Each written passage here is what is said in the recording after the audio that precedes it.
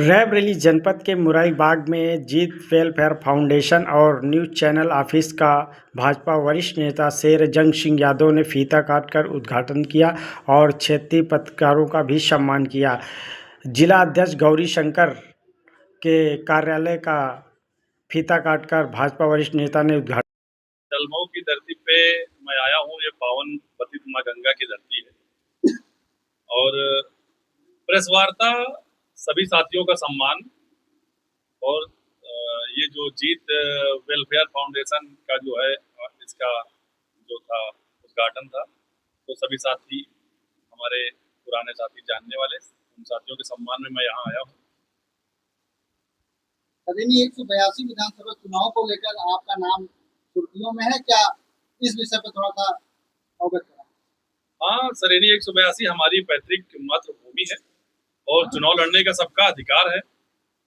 अब अगर हमारे पार्टी के शीर्ष के नेता चाह रहे हैं और शीर्ष के हमारे नेता आदेश कर रहे हैं तो हम जरूर चुनाव लड़ेंगे। इस बात को मैं पूरे दावे के साथ कहना चाहता हूँ।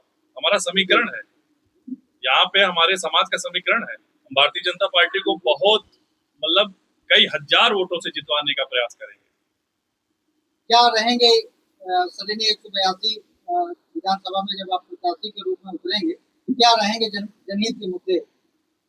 जनहित के मुद्दे सबसे पहले जो है किसानों के हमारे रहेंगे।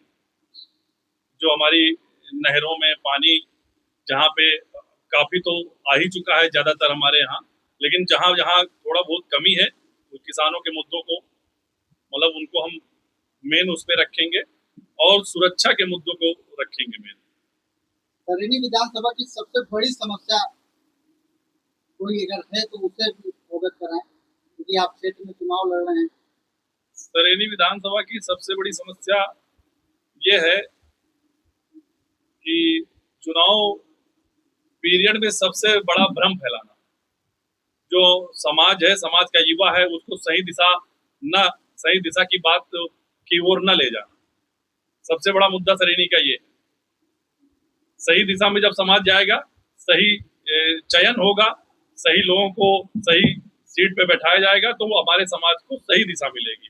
और पीड़ित, शोषित, वंचित जितने भी लोग हैं उसमें हर समाज के लोग हैं। ऐसा नहीं है कि पीड़ित केवल बैकवर्ड है या एससी समाज में है।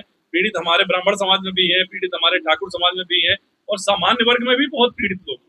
उनकी भी मदद के लिए हमारे समाज को खड़े होना पड़ेगा। युवाओं को सबसे पहले इसमें सहभागिता करनी पड़ेगी। सरेनी की जनता से आपका क्या निवेदन है? क्या सरेनी की जनता से हमारा निवेदन है कि एक बार हमें भी सेवा का अवसर दें और हम पूर्णतः आपकी सेवा के लिए तैयार हैं और पूरे दावे के साथ कह रहे हैं और हम प्रयासरत भी हैं और आप सबके लिए हमेशा खड़े रहे हैं। सरेनी का अगर बच्चा मुझे सुन रहा है तो ये जान रहा होगा कि जब जब किसी भी समाज के व्यक्ति ने मुझे याद किया है तो मैं हमेशा रात को भी खड़ा रहा, दिन को भी खड़ा रहा, उनकी सेवा में हमेशा खड़ा रहा। आपकी पार्टी से निवर्तमान विधायक धीरेन्द्र बहादुर सिंह एवं सरेनी से डी प्रकाश शुक्ला जी का भी नाम काफी चर्चित है। क्या कहेंगे, अगर पार्टी टिकट आपके झोले में डालती है तो ही चुनाव लड़ेंगे या निर्दलीय? नहीं, तो हम तो पार्टी के ही दिशा निर्देशों पे हम लोग चलने वाले लोग हैं और जहाँ तक धीरेन्द्र बहादुर सिंह जी की बात है, वो हमारे बड़े भाई हैं और पार्टी जिसकी तरफ झुक रही है उसका स्वागत करना चाहिए। मुझे भी करना चाहिए, उन लोगों को भी करना चाहिए। किसी के अंदर किसी प्रकार का मन में वो नहीं रहना चाहिए। आपकी पैतृक जन्मभूमि के बारे में कुछ आप बताएं। हमारी पैतृक भूमि पूरे राधे का पुरवा बेहटा कला ये लालगंज के पास पड़ती है और सरेनी विधानसभा पड़ती है, जनपद रायबरेली है। वहाँ मेरा जन्म हुआ है। मैं इस समय जो है कई प्रदेशों में मेरा दौरा रहता है, चाहे वो मध्य प्रदेश हो, चाहे दिल्ली हो, चाहे राजस्थान हो, उत्तराखंड हो या उत्तर प्रदेश हो। रोजगार के मुद्दे पर अगर आप सरेनी के विधायक बनते हैं तो युवाओं को रोजगार के लिए कैसे आप जोड़ेंगे? क्योंकि एक बड़ा मुद्दा है बेरोजगारी।